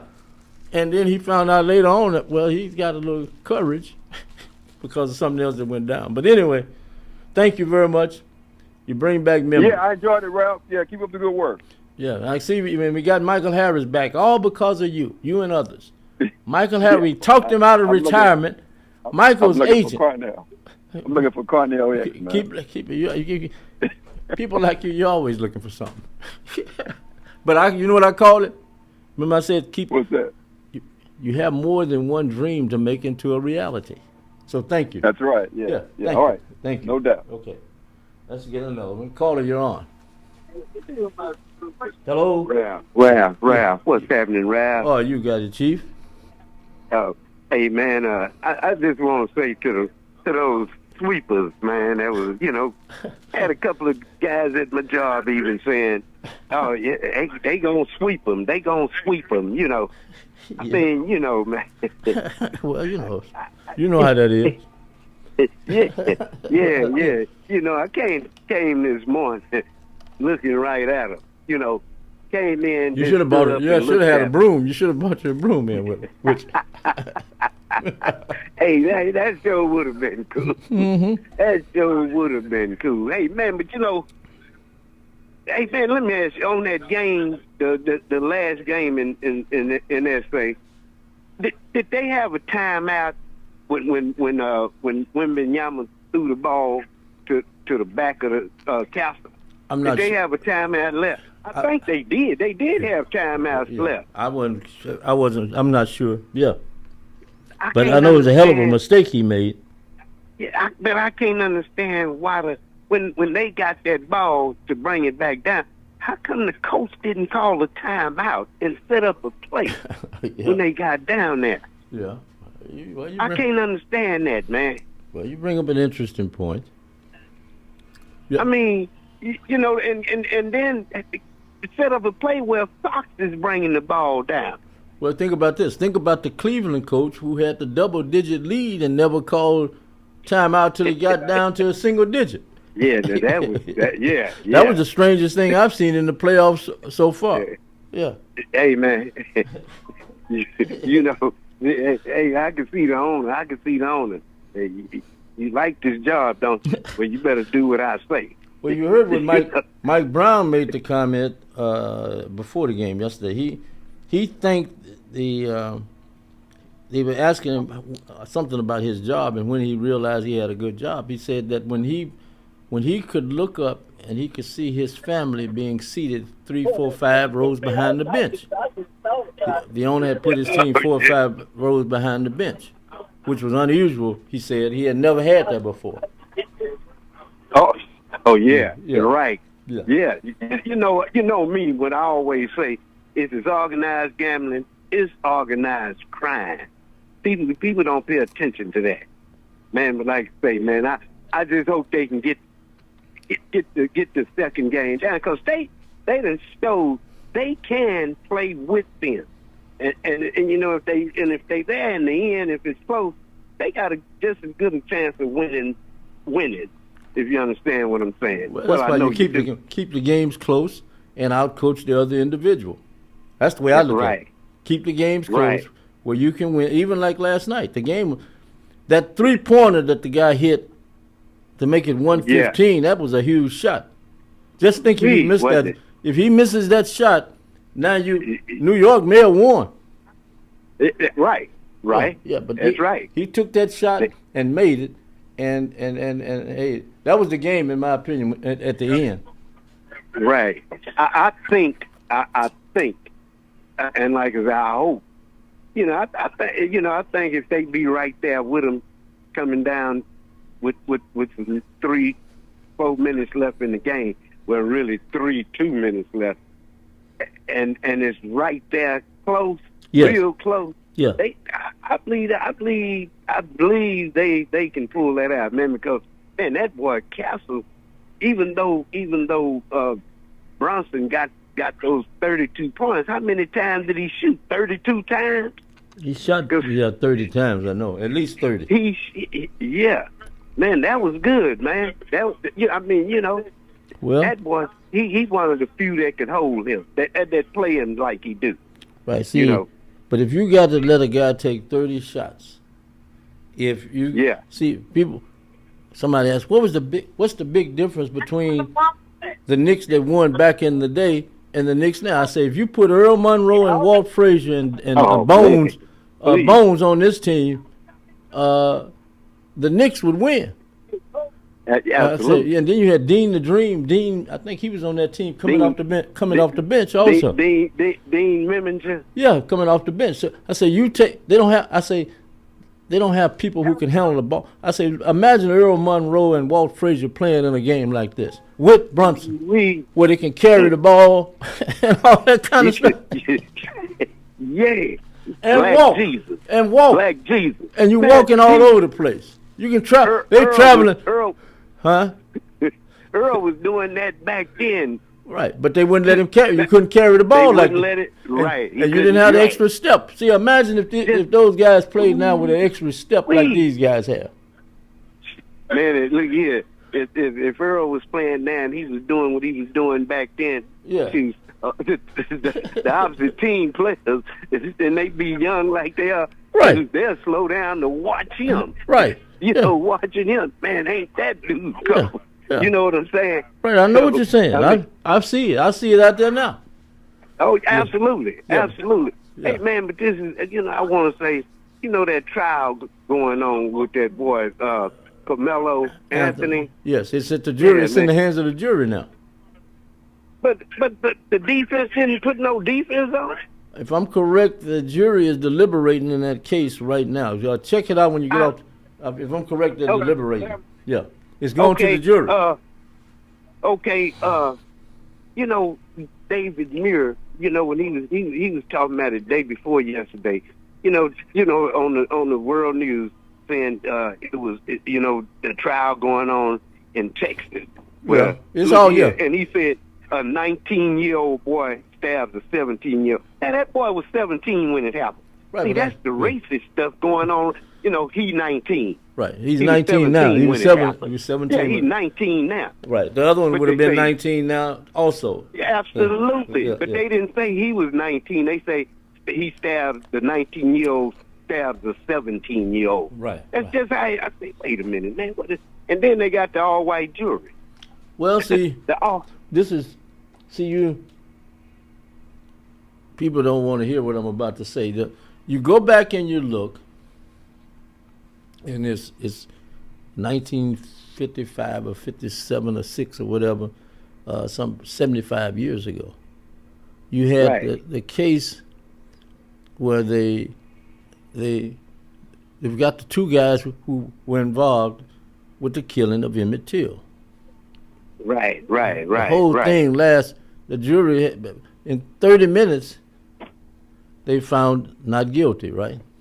Then they go out and write That's right. They go out and they got interviewed by Life magazine and got some money for the interview and talked about how they did it and still got off. That's right. Hey, man, and all white jury, but my point is this: has in your opinion, have things changed where people can judge people? Can an all-white jury in 2026 really judge this case properly? I hope they do, but I'm gonna tell you, I want to say this right quick. They done gutted the Voters' Right Act bill and stuff. Hey man, it's like we back down there in the 20s again. So what? I mean, can you understand what I'm saying? Yeah. It's like we going back in the 20s, man. Well, 25. I mean, to take that. I mean, to do the Voters' Rights Act, the Civil Rights Act like that. Right, but see, Gut it. but to me, it's not back to the 20s. See, because I can remember when parents were doing it. You know what I'm saying? I can see, I saw the people in line paying poll tax is what I'm saying, to do it. Oh yeah. See, so but what I'm saying, what I mean by what I'm saying is the way they were doing our people. You know, that's what I'm saying. And what I'm saying, you know, you got an all-white jury. You and they already said that they seen the DA, the judge, and the boy's father say they seen them out. They got pictures of them being out together. Okay, and they said one of the sons beat up the daddy. Yeah, well, broke his arm or something. You know, they got all that. That's why I was saying the defense had. Did they come on and say that? I haven't. It's out there. You can read it. What they. I've seen some of it today. I haven't read everything. Yeah, but you can pull it up and read it. But see but what I see more of that was not among us then is the crime. I see more. I see more of that go. I see more of that. I'm talking about with black people. The crime and the killing. Yeah. And that's the all fact with the crime. Right. The monies we've got more monies. More monies are in the neighborhoods. More monies. Right. People are making a little bit more money than they made back then. But the cost of living and everything has changed also. But the other thing that the pride and the love of each other has disappeared to a degree. Oh, yeah. I'm not saying completely disappeared, but it's not what it was. No, it's totally different. And it's designed with the TVs and radios, those games that they have. The little kids start playing when they 3 and 4 years old, playing those killing games. So you riding on the street, just how those games are. They ride by, shoot at each other. You know, you pass by and say something. That's on them games, man. Them little kids was playing them 20 years ago. Well, that's happening now. Right, and to show you how impactful that can be. Being one that didn't have a television at one time, so my mother made it where I could go watch these. There's an older, they were in their 50s and 60s. There was an older man and a woman, married. That my mother made it where I could go and watch TV with them at a point, right? So to show you the impact of what you're talking about with these kids on the phone. Now these are adults now, 50-something years old. They are adults, absolutely. That's what I'm saying. But listen, what happened? So I'm watching TV with them, and one of them say, "Hey, he got killed last week. How's he back up there? How's he back? He got killed last week or the week before." Now these were adults watching TV. You go home and tell your mama what happened. I forgot what my mother said. Exactly what she said.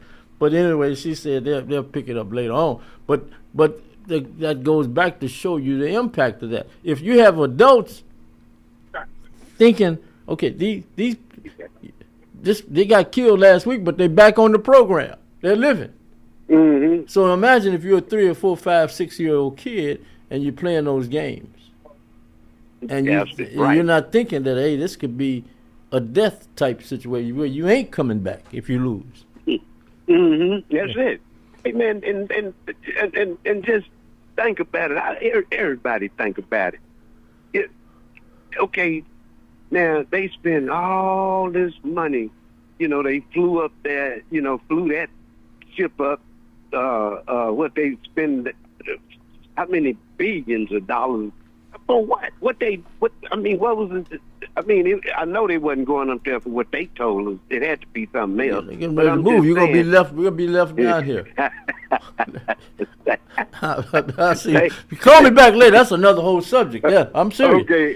Yeah. Hey.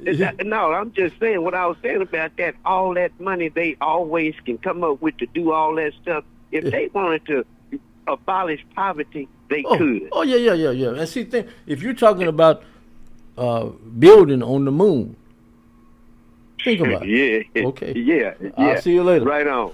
Be cool, man. Ask Bruce Later. Willis about that in that movie Armageddon or whatever that movie was. Yeah. Bruce Willis. Yeah.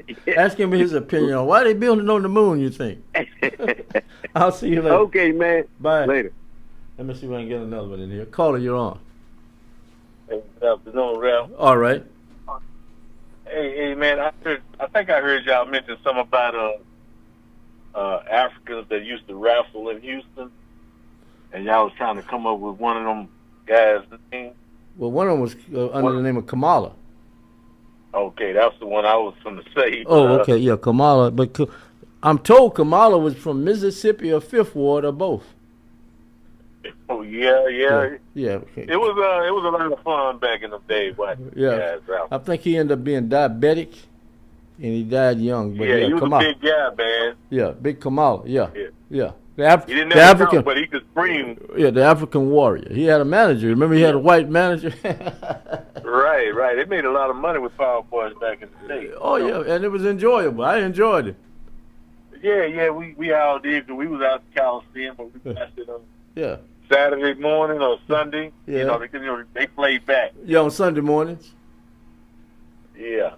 Hey, Ralph, now I seen this in the OKC series. Now I'm seeing it in this New York series.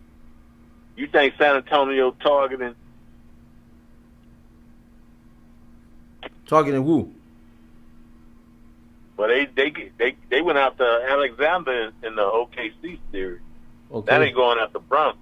Well, see, Brunson's teammates, you got to have a enforcer. Yeah, that's what's missing.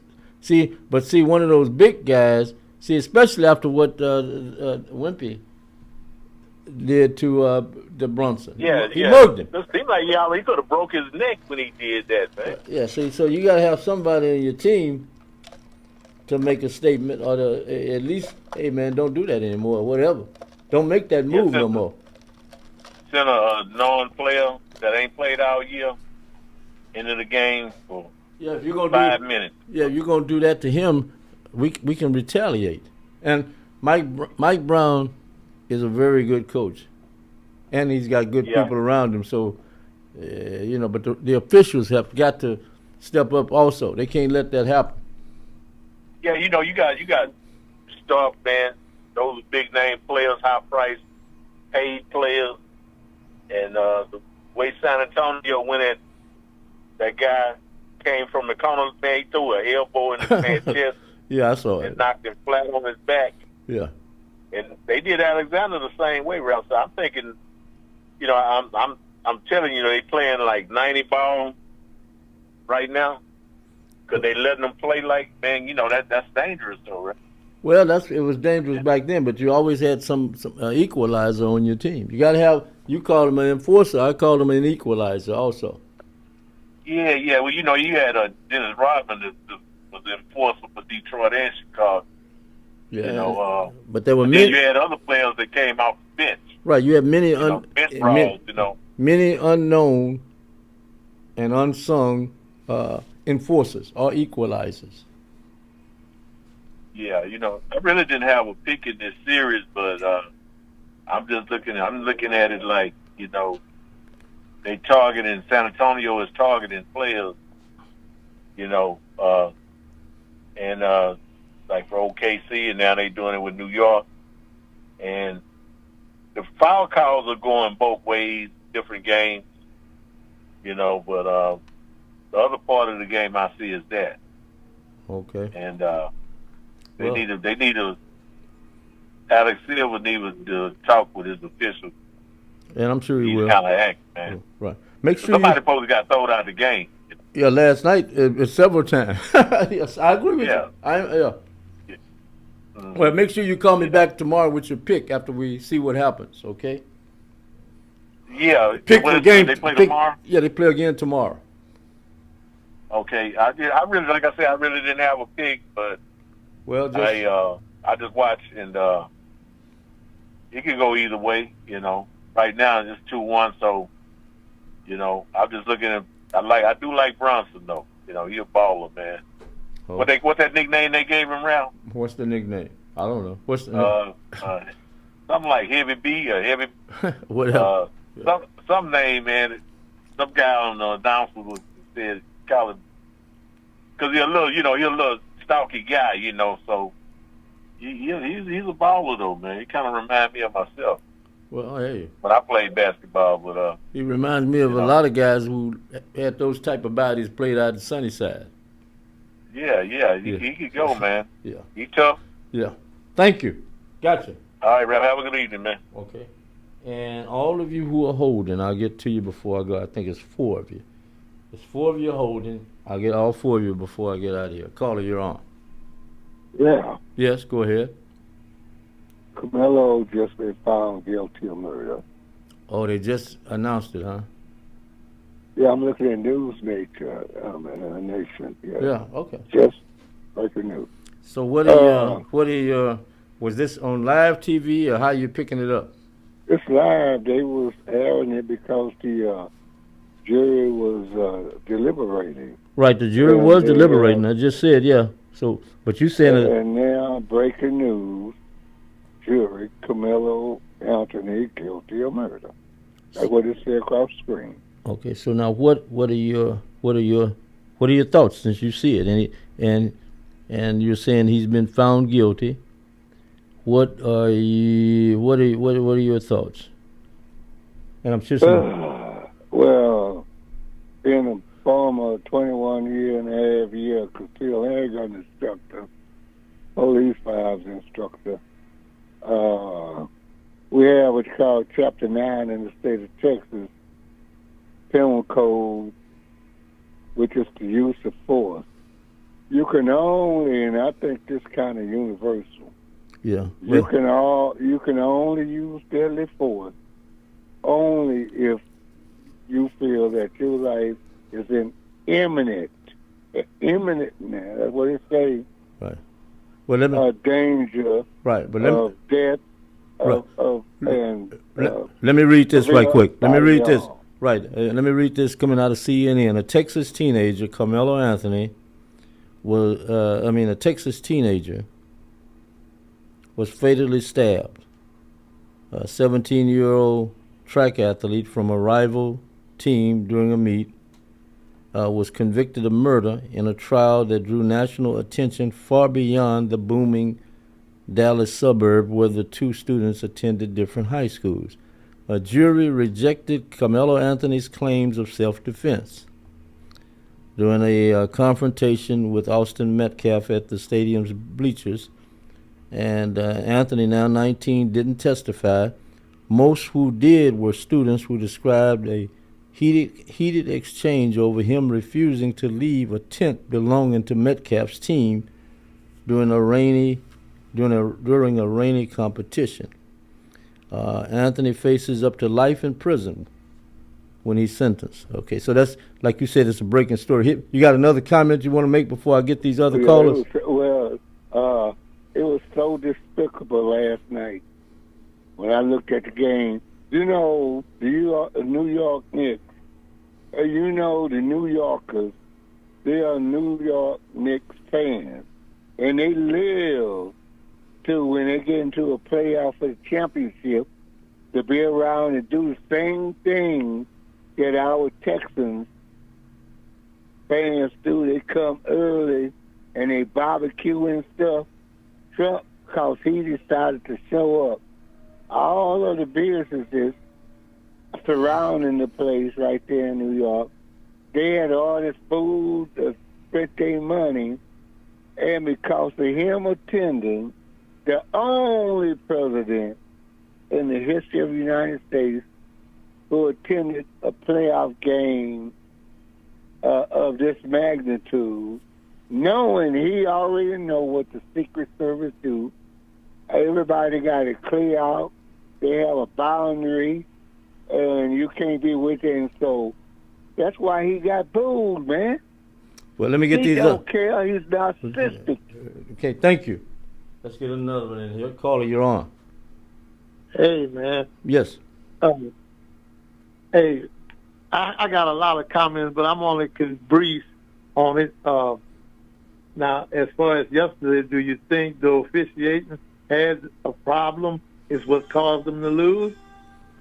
I think the officiating could have been better. When one team gets 24 free throws and the other one gets 8, something is wrong in a game like that. I think, yes. But as I watched the game, I thought the Knicks should have had more free throws or more fouls called on San Antonio as I watched the game. Okay, now in game 1, the officiating wasn't good, and San Antonio lost. Nobody said nothing. No, well, the coach of San Antonio should have spoke up like the coach did for New York last night. The coach Brown spoke up about what happened. Yeah, but my man crying. That's the way we seen that. He crying. Our coach taking it like a man.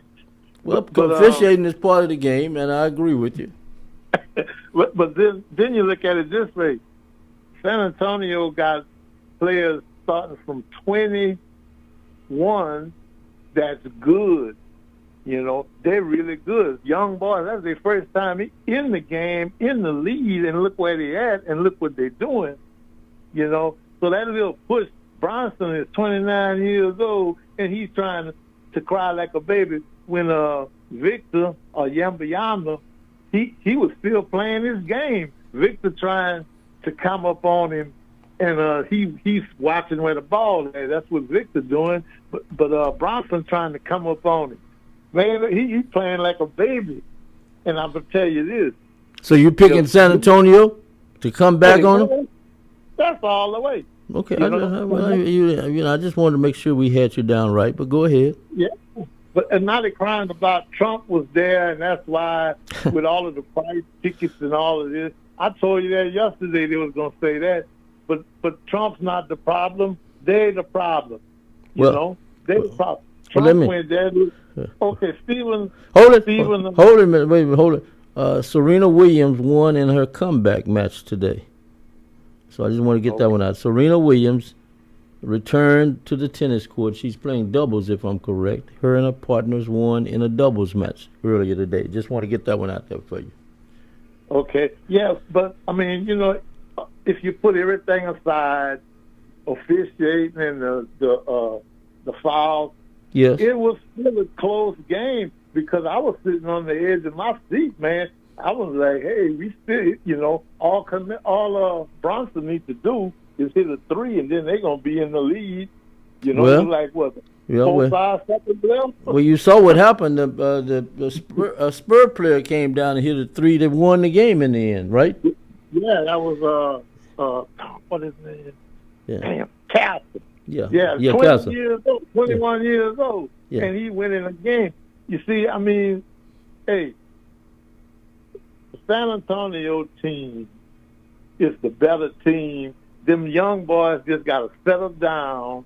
You see, because when it comes to the end of the game, that's when they start to get nervous and they want to hit threes, and then they can't hit them threes all the time.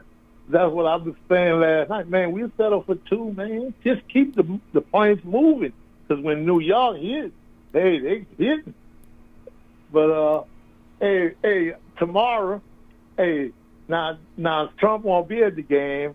Right. Let's see San Antonio win. Now, what they going to say then? See,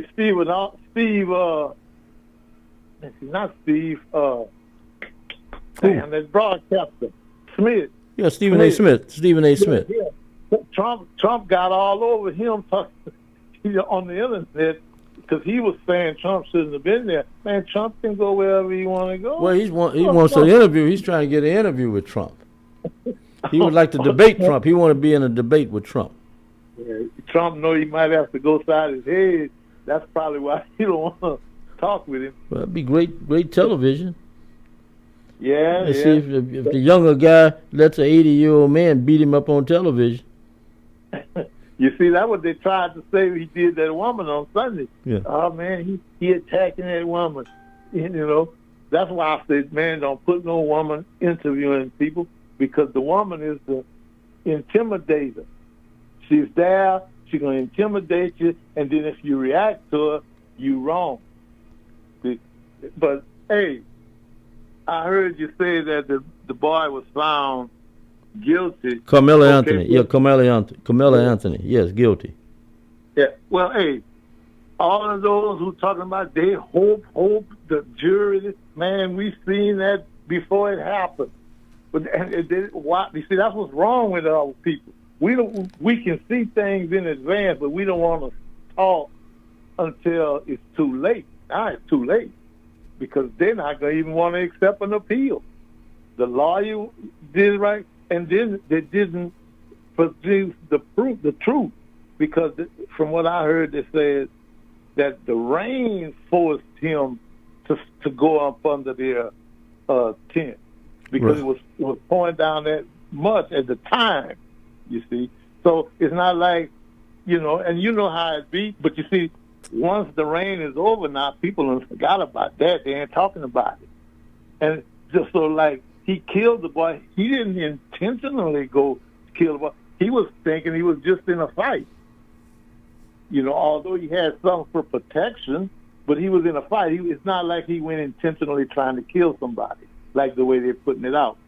That all-white jury, man, they ain't last no time. And I knew that from Jump Street. Look at the white side. They had a white judge. He had white lawyers.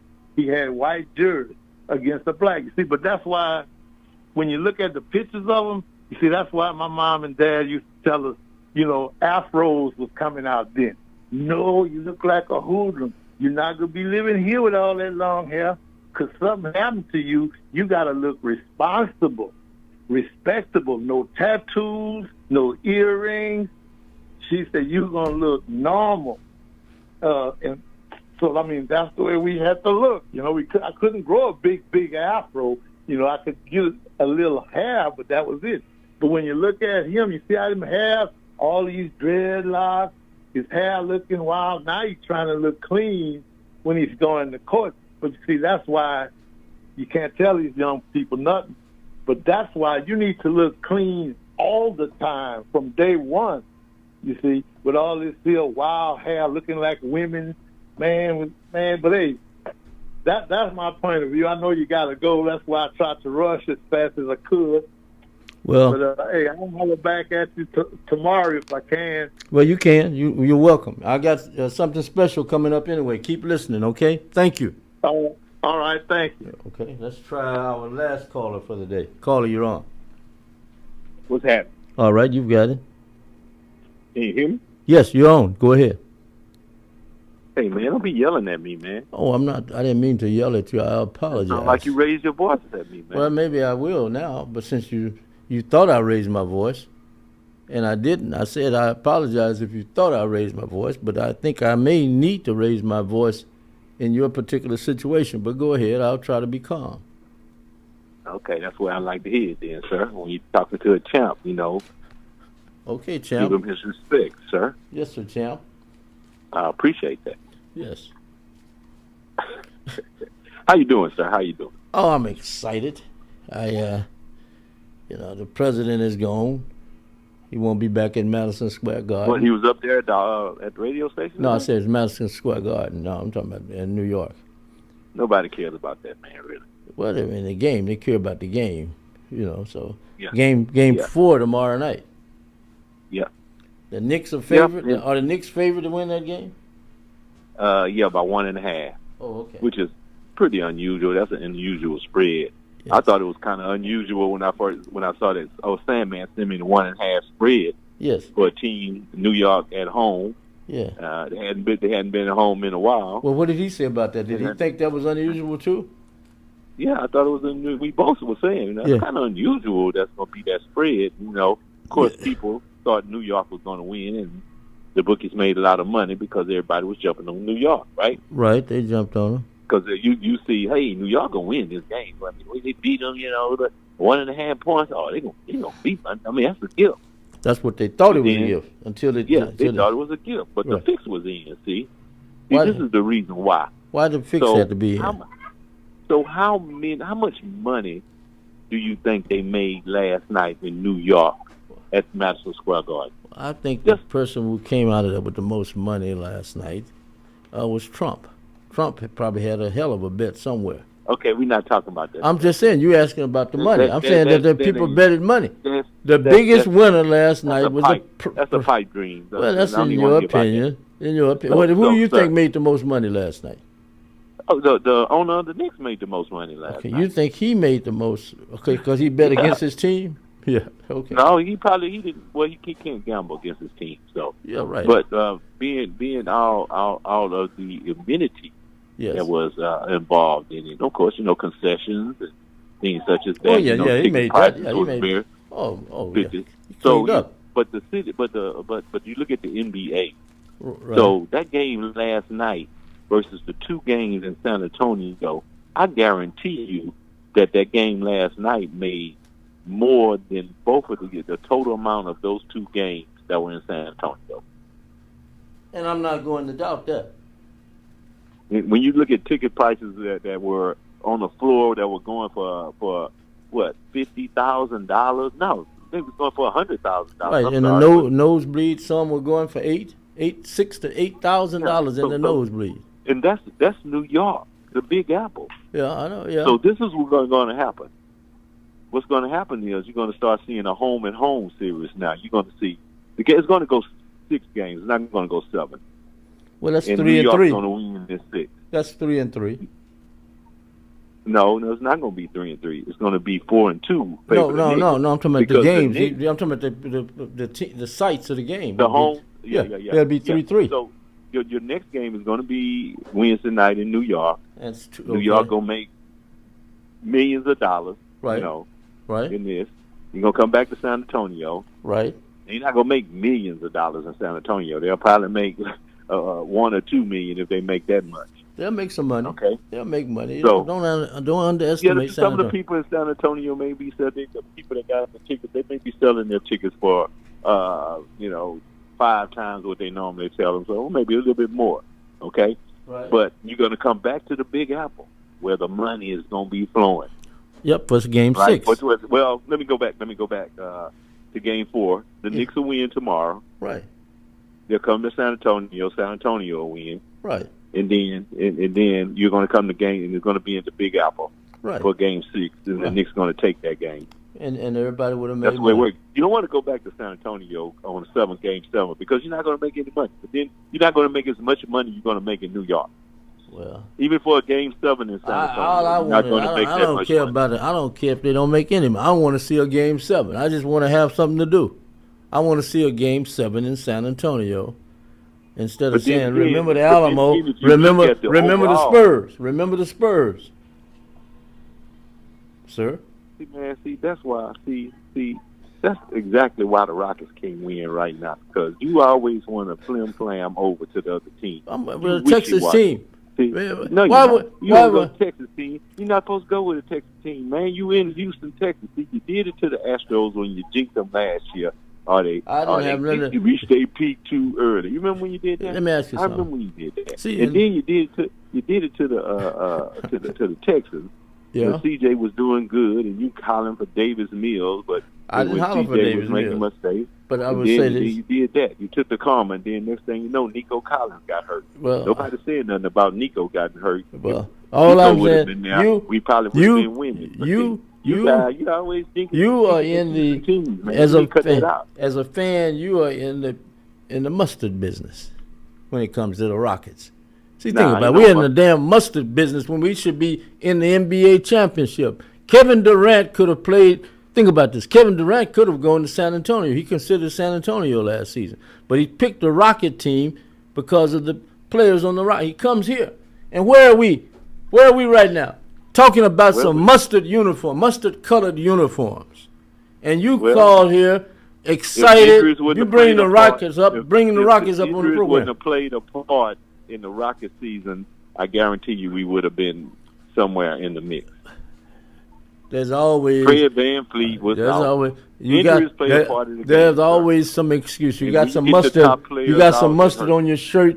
There's always some kind. You got some mustard on your tennis shoes or your athletic shoes. We can't play right because I got some mustard on my shoes. But go ahead, mustard colored uniforms. Well, back to what I was saying about the money, sir. you got to look at also you're going to extend the game, the games. It may go 7. I may be wrong because you extending it because you got all international now. It wouldn't surprise me. Hello? It wouldn't surprise me if you were wrong. Well, go ahead. No. Wouldn't surprise me at all. But go ahead. It would surprise me, but you probably would. You got the international audience that's also viewing the game as they did a little segment on the how around the world that the NBA is being televised, especially since Wemby is in the international players. Not only Wemby, but you got the Joker, you got a whole bunch of other international players that are starting to develop themselves as a career in NBA. So yeah, look at some of the names. It used to be Jones and Andersons and maybe Scurries and that kind of thing. Look at the names now. You got names. Nigerian names, you got African names, you got Sudanese names. What's wrong with that? Nothing. I didn't say anything. I says it's what David Stern predicted before he died. But now the thing that David, and he did it on this program, and the thing about that, if David Stern was around now, all this gambling going on around the NBA wouldn't be taking place. They wouldn't have taken the money from the DraftKings and all this type of stuff that you people play. You play it, you support it. Then you want to be mad because some of us say Pete Rose should be in the Baseball Hall of Fame. He should be. I agree with that. Well, you don't say it enough, sir. Petey should be in the Baseball Hall of Fame. Joe Jackson, back in the day, baseball saw Joe play. I didn't see him. Joe Jackson should be in the Hall of Fame. Shoeless Joe Jackson. Baseball song. Was over there. What baseball was baseball was shining the shoes. Bermuda shorts, Jimmy. Yeah, Jimmy was shining shoeless the shoes back in the day. Oh, okay. And but I say it's all about the money. This one. I wouldn't be surprised if it do go 7 games. Right. I'm predicting it just to go 6. Right. Close it out in the Big Apple with all the money and everything surrounding. Because these people down there, you got the big stars down there in New York paying a lot of money for those seats. Guess who I saw? The guy who took more pictures than anybody last night was the Reverend Al Sharpton. This guy, go Google him up. He's got more pictures than a little bit. Yeah, but they had a good old time back there. And guess who took one? Money. Guess who took one? They were happy to see going in New York. Guess who took one with him? What's her name? Crockett. Congresswoman Crockett. Senator Crockett. She was at the game last night. Oh yeah. Yeah, she was at the game. Were you there? No.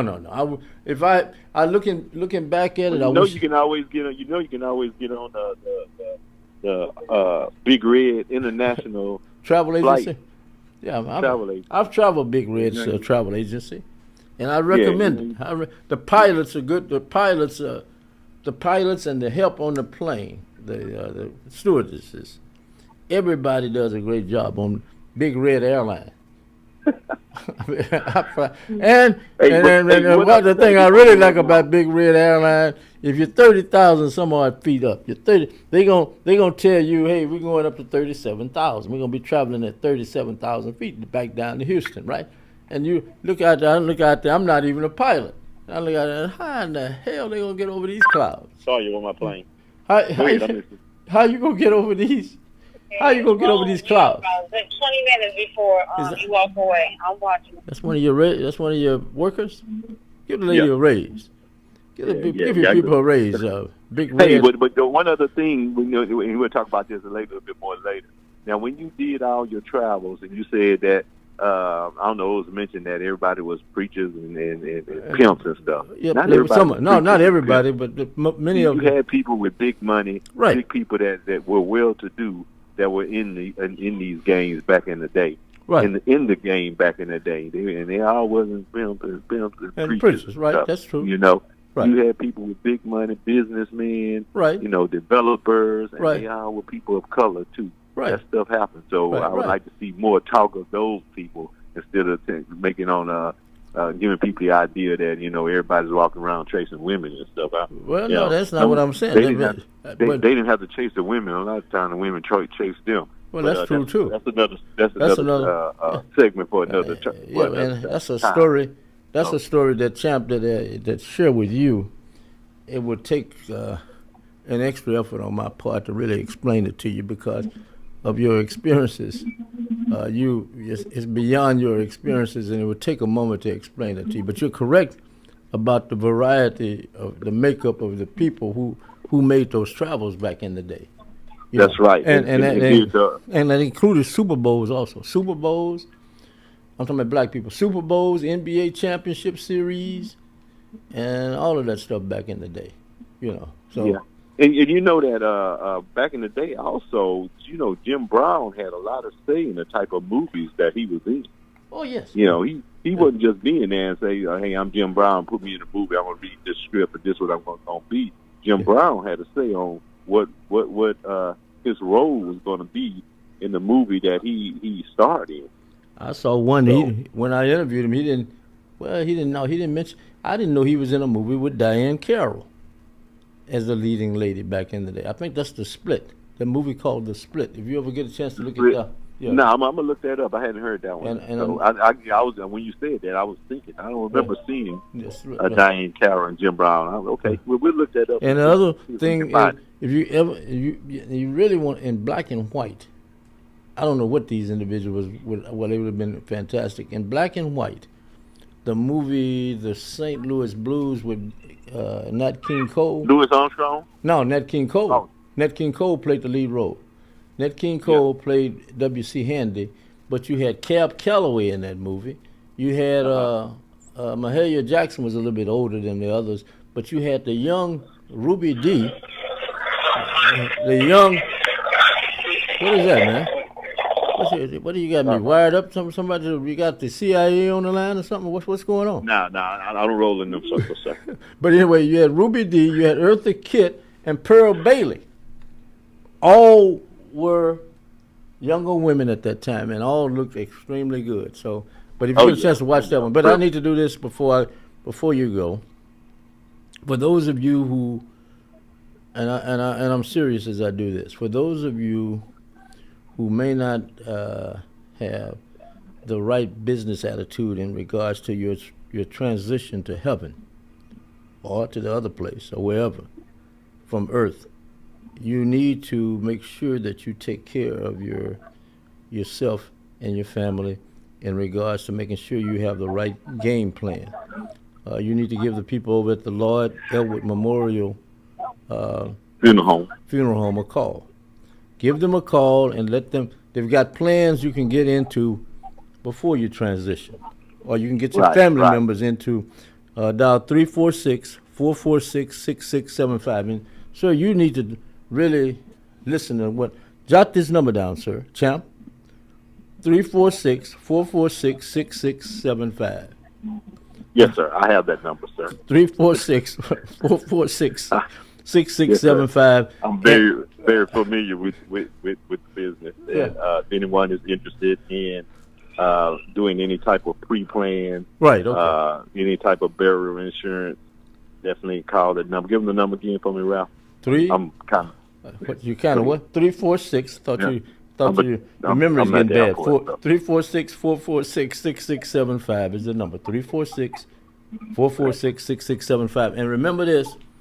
Lloyd Elwood Memorial Funeral Home. Right. Call and ask them about one of the plans that you may be interested in, or you may become interested in. Ask them about the plans that they offer, instead of maybe putting your family in a bind if something like that happens. When that situation happens, yeah. And in many cases, definitely play that commercial for them. Make sure they get that number out. And we're gonna get with you too, Ralph, to talk with you about some other things that we want to do. And we appreciate the radio station for being advertising, and we will continue to support KCOH definitely as much as possible.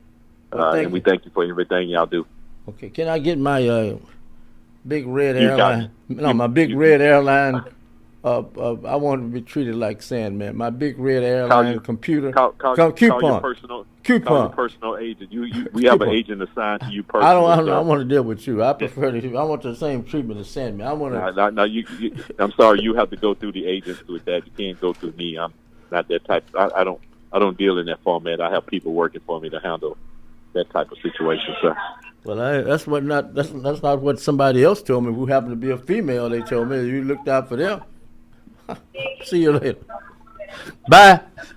Hey, we got 85 days till football season. It's close. Hey, man. Well, we'll see you on the 20-minute fantasy football hour, which is going to be produced by me and you, and we'll be bringing that on. Oh, your fantasy football. We'll pick out the good. Yeah, I want to do that. Starting the football season. Yeah, I want to do that. All right, Don Sam's knocking on the door. How do you know? Bye. See you later. Don Sam. Bye. Bye. Bye. 10, 15, 20, 25, 30. I'm JJ Walls with Sunnyside Dental, and yes, it's now been over 30 years that we've been providing quality dental care for our patients in the Houston area. It's now come to my attention that